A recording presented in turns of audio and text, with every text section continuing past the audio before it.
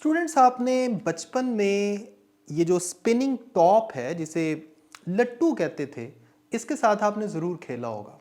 जब हम इसको बड़ी तेज़ी से रोटेट करते हैं तो ये अपने आप को बैलेंस रखने की कोशिश करता है और काफ़ी देर तक ये गिरता नहीं है। इसी तरह आपने ओलंपिक्स में अक्सर ये ऑब्जर्व किया होगा कि ये जो जिम्नास्टिक गेम है, इसमें जो प्लेयर्स हैं, ये इतनी ज़्यादा कलाबाजियाँ कैसे खा लेते हैं। या ये जो डाइवर पानी में डाइव करने से पहले ये जो अपनी बॉडी की शेप्स है ये क्यों चेंज करते हैं, जिसकी वजह से ये इतनी ज़्यादा कलाबाजियाँ खा रहे हैं। ये सारा कुछ जो है आपको तब समझ आएगा जब हम आज का लेक्चर करेंगे, डिस्कस करेंगे। आज हमारे लेक्चर का नाम है law of conservation of angular momentum. मैं हूं आपका फिजिक्स टीचर तलहा उबैद और आज हमने चैप्टर 5 का लेक्चर नंबर 8 स्टडी करना है, जिसका नाम है law of conservation of angular momentum. ये एक लॉन्ग क्वेश्चन भी है, शॉर्ट क्वेश्चन के तौर पे भी आ सकता है। बहरहाल law of conservation of angular momentum जो हमारा आज का टॉपिक है, आपको याद होगा ऐसा ही लॉ लीनियर मोमेंटम के लिए हमने चैप्टर 3 में पढ़ा था, जिसमें हमने ये कहा था कि अगर सिस्टम आइसोलेटेड है तो उसका लीनियर मोमेंटम हमेशा कंजर्व रहता है। लेकिन अब यहां पर हम एंगुलर मोशन की बात करेंगे। सारी स्टेटमेंट वही है, बस हमने लीनियर की जगह एंगुलर लिख देना। तो law of conservation of angular momentum की पहले मैं स्टेटमेंट लिख देता हूं, उसके बाद हम थोड़ा सा डिस्कस करेंगे। आज का टॉपिक सारा का सारा थ्योरेटिकल है, एग्जाम्पल्स पे बेस करेगा, इसलिए आज डेरिवेशंस कोई नहीं है, बस आपने गौर से ध्यान से मेरी बातें सुननी है। तो स्टेटमेंट इसकी कुछ यूं है, if no external torque acts on a system. जाहिर बात है लीनियर मोशन में आइसोलेटेड सिस्टम का मतलब क्या था कि कोई फोर्स ना लगे, लेकिन एंगुलर मोशन में आइसोलेटेड सिस्टम का मतलब क्या है कि कोई एक्सटर्नल टॉर्क ना लगे। If no external torque acts on a system then total angular momentum of that system remains constant या कंजर्व्ड। अब फर्ज कर लें वो सिस्टम क्या है, फर्ज कर लें वो एक रिजिड बॉडी है। इस रिजिड बॉडी के अंदर हम जानते हैं ढेर सारे मॉलिक्यूल से मिलकर बनी है, ढेर सारे एटम्स हैं, ढेर सारे पार्टिकल्स हैं। तो जब ये रिजिड बॉडी घूम रही होगी तो हम इसको एज अ सिस्टम कंसीडर कर सकते हैं, इसको एक सिस्टम कंसीडर कर सकते हैं जो इन पार्टिकल्स का सिस्टम है। और इन पार्टिकल्स का कोई ना कोई एंगुलर मोमेंटम होगा, और अगर इनका कोई ना कोई एंगुलर मोमेंटम है, उनको मैं L1, L2, L3 या Ln से जाहिर कर सकता हूं। और इस पूरी रिजिड बॉडी के मोमेंटम को मैं क्या जाहिर करूंगा, टोटल मोमेंटम से, जिसे मैं कैपिटल L से जाहिर कर देता हूं। तो फर्ज कर लें कुछ ऐसा ही सिस्टम है जिसका total angular momentum capital L से हमने जाहिर कर दिया।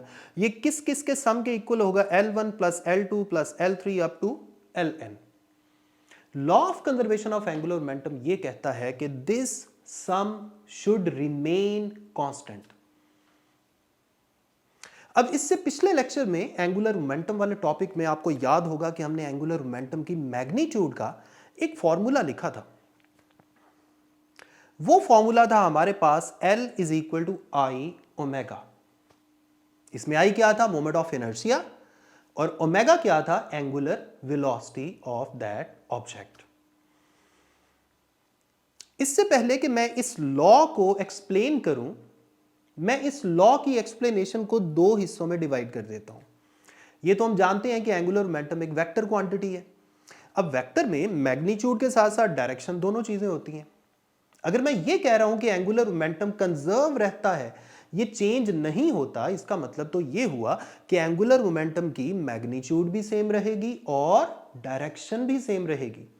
तो सबसे पहले मैं एक छोटी सी हेडिंग यहां पे लिख रहा हूं, conservation of magnitude of angular momentum. और यहां पर सेम वही वाला रिलेशन मैं दोबारा से यहां मेंशन कर रहा हूं, L is equal to I omega. अब अगर मैं ये कह रहा हूं कि इनिशियल और फाइनल मोमेंटम सेम है यानी कंजर्व है, तो इसका दूसरा मतलब तो ये हुआ कि I1 omega 1 should be equal to I2 omega 2। यानी किसी इनिशियल पॉइंट पे इन दोनों क्वांटिटीज का प्रोडक्ट और किसी फाइनल पॉइंट पे इन दोनों क्वांटिटीज का प्रोडक्ट शुड बी सेम यानी इक्वल। यानी हम कह सकते हैं कि I और ओमेगा का प्रोडक्ट हमेशा क्या रहेगा, कांस्टेंट। तो इसको एक सिंगल रिलेशन की शक्ल में हम ऐसे भी लिख सकते हैं I into omega is equal to constant. इससे पहले चैप्टर 3 में एक टॉपिक था इंपल्स का, उसमें मैंने आपको यही बात समझाई थी कि जब दो क्वांटिटीज का प्रोडक्ट सेम आंसर दे यानी कांस्टेंट हो तो उन दोनों क्वांटिटीज में उल्टा रिलेशन होता है, इनवर्स रिलेशन होता है। इसका मतलब है हम कह सकते हैं कि इन दोनों क्वांटिटीज में भी इनवर्स रिलेशन ही है। वो कैसे? देखिए I into omega is equal to constant है, तो हम कह सकते हैं I is inversely related to omega या omega is inversely related to I। बात समझ आ रही है? यानी ओमेगा और I में उल्टा रिलेशन है। यानी फॉर एग्जांपल मैं I यानी मोमेंट ऑफ इनर्शिया को किसी भी तरीके से 2 टाइम्स कर देता हूं, डबल कर देता हूं, तो ओमेगा में क्या फर्क पड़ेगा? उल्टा रिलेशन है, तो ओमेगा क्या हो जाएगा? हाफ हो जाएगा। इसी तरह अगर मैं I यानी मोमेंट ऑफ इनर्शिया को हाफ कर देता हूं तो ओमेगा क्या हो जाएगा? उल्टा असर पड़ना है ना, यानी वो डबल हो जाएगा। ये है इन दोनों में रिलेशन। यानी दूसरे अल्फाज में अगर I कम होगा तो ओमेगा बढ़ेगा, I बढ़ेगा तो ओमेगा कम होगा। अब क्वेश्चन ये कि I यानी मोमेंट ऑफ इनर्शिया किन चीजों पर डिपेंड करता है? लास्ट लेक्चर्स में मोमेंट ऑफ इनर्शिया वाले टॉपिक में आपको याद होगा कि हमने ये डिस्कस किया था कि मोमेंट ऑफ इनर्शिया 2 चीजों पे तो जरूर डिपेंड करता है। एक है मास ऑफ दैट ऑब्जेक्ट और दूसरा उस मास की पोजीशन, यानी वो सेंटर से कितने फासले पर है। यानी मोमेंट ऑफ इनर्शिया mr² दोनों पे डिपेंड करता है, m पर भी और r पर भी। ये सामने इसकी इक्वेशन भी आपको नजर आ रही। इसका मतलब यह हुआ कि चाहे मैं मास में कोई तब्दीली करूं, चाहे उस मास के सेंटर से फासले में तब्दीली करूं, मोमेंट ऑफ इनर्शिया में तब्दीली आ सकती है। और अगर मोमेंट ऑफ इनर्शिया में तब्दीली आ सकती है तो फिर ओमेगा में तब्दीली आ सकती है। अब आपने यही कॉन्सेप्ट अपने माइंड में रखना है। अब मैं आपको कुछ एग्जांपल्स करवाने लगा हूं। उन एग्जांपल्स में इसी law of conservation of angular momentum के मुताबिक हम अपनी सारी बातें डिस्कस करेंगे। सबसे पहली एग्जांपल है डाइवर वाली।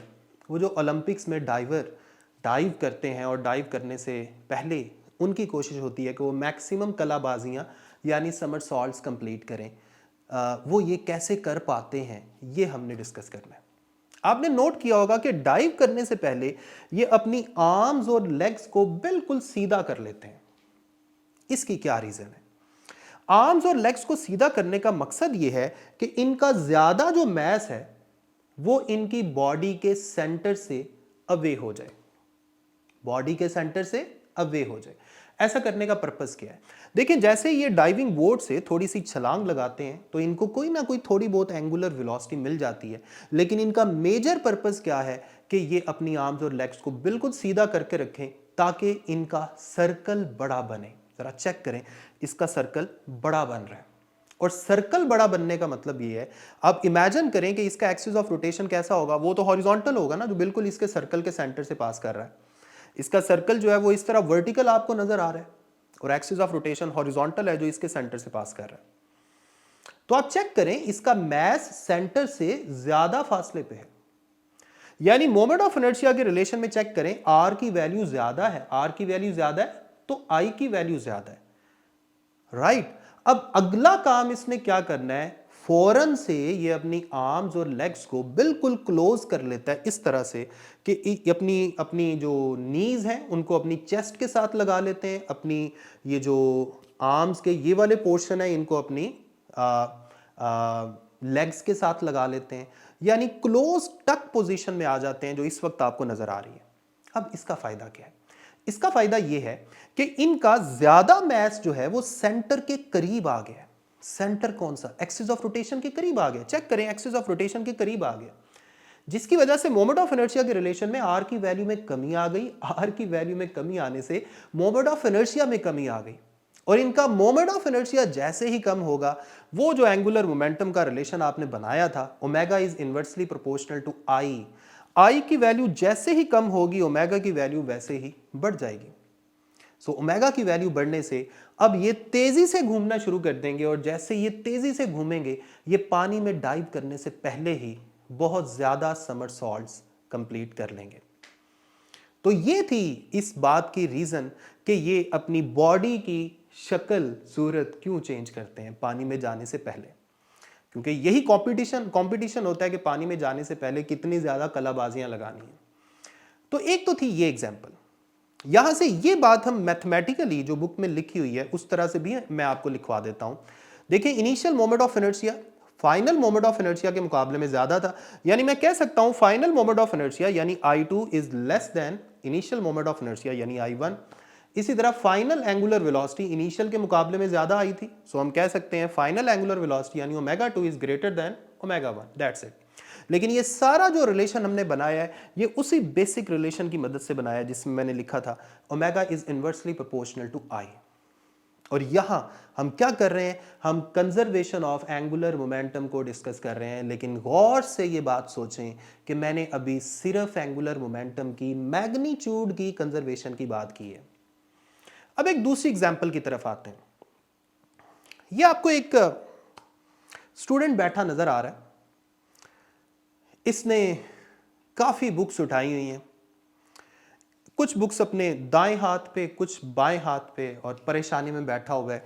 एक रिवॉल्विंग चेयर के ऊपर बैठा हुआ है और अपनी आर्म्स को बिल्कुल इस तरह फैलाया हुआ है। इसको आके किसी ने ऐसे घुमा दिया, अब ये घूमना शुरू हो गया और जो बुक्स की टेंशन है उसको अपने से रिलीज करने की कोशिश कर रहा है। लेकिन जैसे ही ये बुक्स को अपनी चेस्ट के करीब लाएगा तो आप गौर करें ये तेज घूमना शुरू हो गया। इसकी क्या रीजन है? जैसे ही चेस्ट से दूर लेके जा रहा है स्लो हो गया, जैसे ही बुक्स को चेस्ट के करीब लेके आ रहा है अपने सीने से लगा रहा है बुक्स को तो ये फास्ट हो गया, तेज घूमना शुरू हो गया। इसकी क्या रीजन है? इसकी रीजन भी वही है, जरा चेक करें। जब इसने अपने आर्म्स को फैलाया हुआ था बुक्स दूर दूर थी, एक्सिस ऑफ रोटेशन तो इसकी बॉडी से गुजर रहा है इस वक्त, ठीक है। एक्सिस ऑफ रोटेशन से मास दूर था, यानी मोमेंट ऑफ इनर्शिया का रिलेशन देखें, आर की वैल्यू ज्यादा थी, आर की वैल्यू ज्यादा थी, मोमेंट ऑफ इनर्शिया भी ज्यादा था। जैसे ही इसने इस मास को अपनी चेस्ट के करीब किया यानी एक्सिस ऑफ रोटेशन के करीब किया तो आर की वैल्यू में कमी आ गई, जिसकी वजह से rotational inertia moment of inertia में कमी आ गई और law of conservation of angular momentum के मुताबिक ओमेगा में इजाफा हो गया, जिसकी वजह से ये तेज घूमना शुरू हो गया। ऐसी ही एक और एग्जांपल, तीसरी एग्जांपल, फर्ज कर लें आप फ्रीजर से, रेफ्रिजरेटर का जो फ्रीजर है वहां से आप आइस निकालते हैं, उस आइस को इस टर्न टेबल के ऊपर रखते हैं और इस टर्न टेबल को थोड़ा सा घुमा के छोड़ देते हैं और टर्न टेबल पे हम कंडीशन लगा देते हैं कि दीवारें हैं और ये शीशे का आपको एक बाउल नजर आ रहा है जिसके अंदर हमने आइस रखी हुई है और जो बाउल है ये टर्न टेबल के ऊपर पड़ा हुआ है। अब आप मुझे जरा सोच के बताएं कि जैसे जैसे ये आइस मेल्ट होगी, फिलहाल तो ये जो आइस है ना, ये जो आइस का क्यूब है, ये आप गौर करें ये एक्सिस ऑफ रोटेशन के बिल्कुल ऊपर पड़ा हुआ है, सेंटर पे पड़ा हुआ है। जैसे जैसे ये आइस मेल्ट होगी तो इसकी एंगुलर वेलोसिटी में इजाफा होगा या कमी होगी? ये जरा सोचें, वीडियो को पॉज करके सोच लें। इसका आंसर ये है, जरा गौर से देखिएगा, जैसे जैसे आइस मेल्ट होगी पानी बनेगा, पानी जो है वो जाहिर बात है फैलेगा और पानी फैलेगा तो वो ज्यादा एरिया में फैल जाएगा, यानी पानी का काफी सारा मास पिवट पॉइंट यानी एक्सिस ऑफ रोटेशन से अवे आएगा और जब एक्सिस ऑफ रोटेशन से अवे आएगा तो मोमेंट ऑफ इनर्शिया के रिलेशन में चेक करें, आर की वैल्यू बढ़ेगी, मोमेंट ऑफ इनर्शिया की वैल्यू बढ़ेगी, जिसकी वजह से law of conservation of angular momentum के मुताबिक ओमेगा की वैल्यू में कमी आएगी। इसका मतलब है इस एग्जांपल में ओमेगा डिक्रीज करेगा और ये टर्न टेबल स्लो होना शुरू हो जाएगा। अब आते हैं एक चौथी एग्जांपल की तरफ और वो फोर्थ एग्जांपल ये है कि फर्ज कर लें ये एक बीकर है जिसके अंदर कुछ केमिकल पड़ा हुआ है और इसमें भी हमने इसको भी टर्न टेबल के ऊपर रखा हुआ है और इसको घुमाना शुरू कर दिया। ये आपकी बुक में भी एक छोटी सी एग्जांपल है साइड इंफॉर्मेशन में। अब जैसे ही मैं इस बीकर में इस ड्रॉपर की मदद से बिल्कुल इसके सेंटर पे जहां इसका एक्सिस ऑफ रोटेशन है वहां पे ड्रॉप्स डालता हूं तो वैसे वैसे ये स्लो डाउन होना शुरू हो जाती है। इसकी क्या रीजन है? इसकी रीजन भी बड़ी सिंपल है। देखें, एक रीजन तो ये है कि इस बीकर के अंदर जो लिक्विड या जो भी केमिकल है उसके मैस में इजाफा हो रहा है, और मोमेंट ऑफ इनर्शिया का रिलेशन देखें mr², मैस में इजाफा होगा फिर भी मोमेंट ऑफ इनर्शिया में इजाफा होगा, जिसकी वजह से omega is inversely related to I, conservation of angular momentum, I में इजाफा हुआ तो ओमेगा में कमी होगी, जिसकी वजह से ये जो बीकर है ये स्लो डाउन होना शुरू हो जाएगी। क्लियर? और दूसरी रीजन हम ये भी बना सकते हैं कि जैसे ही मैस बिल्कुल सेंटर पे हम रखेंगे, एक्स्ट्रा मैस बिल्कुल सेंटर पे रखेंगे, तो सेंटर यानी एक्सिस ऑफ रोटेशन पे एक्स्ट्रा मैस ऐड करने से फौरन से जो आर की वैल्यू है उसमें थोड़ी सी कमी आएगी। क्यों? क्योंकि ज्यादा मैस जो है वो कहां कंसंट्रेटेड है, ज्यादा मैस कंसंट्रेटेड है। अच्छा, इतना हिस्सा कट कर दीजिएगा, ये मैं कुछ और बोलना शुरू हो गया। ये जो मैंने जहां से मैंने कहा है ना, दूसरी रीजन ये है, वहां से आपने कट करना है। अब मैं आगे लेक्चर को आगे कैरी ऑन करने लगा हूं इधर से। अब हम बात करेंगे conservation of direction of angular momentum. उसकी हम छोटी सी हेडिंग लिख लेते हैं, conservation of direction of angular momentum. यहां हम एग्जाम्पल देंगे वो जो टॉप था, जो लट्टू की एग्जाम्पल मैंने शुरू में दी थी।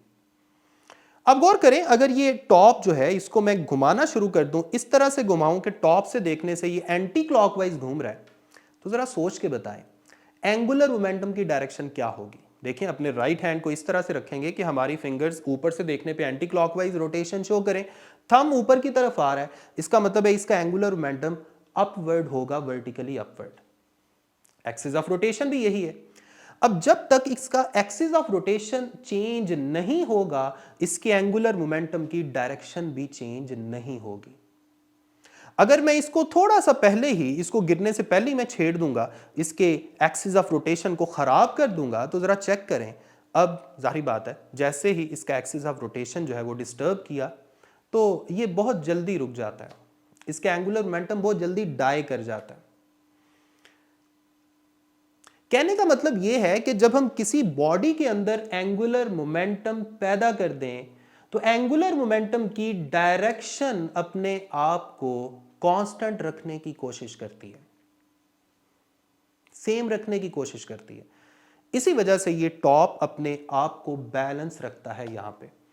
सेम इसी एग्जांपल को हम साइकिल पे भी अप्लाई कर सकते हैं।